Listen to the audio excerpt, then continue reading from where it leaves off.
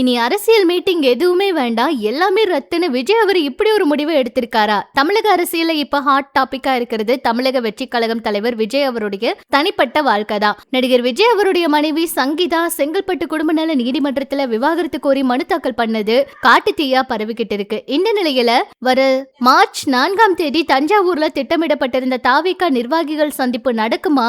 விஜய் அதுல பங்கேற்பாரா அப்படிங்கிற கேள்வி இருக்கு. சுமார் 27 ஆண்டு கால திருமண வாழ்க்கையில விரிசல் ஏற்பட்டிருக்கு விஜய் அவருக்கு.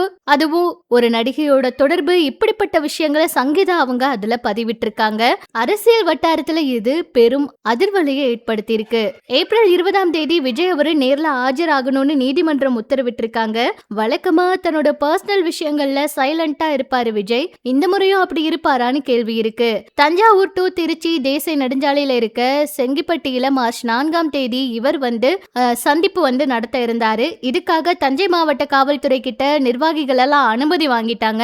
5000 நிர்வாகிகள் கலந்து கொள்ற இந்த நிலவுக்கு QR கோட் எல்லாம் கொண்ட அடையாள அட்டையெல்லாம் தயாரிச்சிருக்காங்களாம். இந்த நிலையில இப்படி ஒரு பேச்சு வந்ததுனால இதுல விஜய் அவரு கலந்துப்பாரா அப்படிங்கிற கேள்வியே இருக்கு.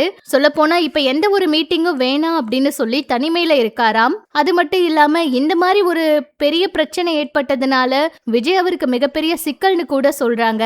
தஞ்சை மண்ணில் மறுபடியும் பேசுவாரா இல்ல வேற ஏதாவது ஒரு முடிவை எடுப்பாரா அப்படிங்கறத பொறுத்திருந்ததா பார்க்கணும். ஆனா இவர் இதுல கலந்துக்க போறாரா என்ன அப்படிங்கிறது 48 மணி நேரத்துல தான் தெரியுங்கிற தகவல் வெளியாகிருக்கு.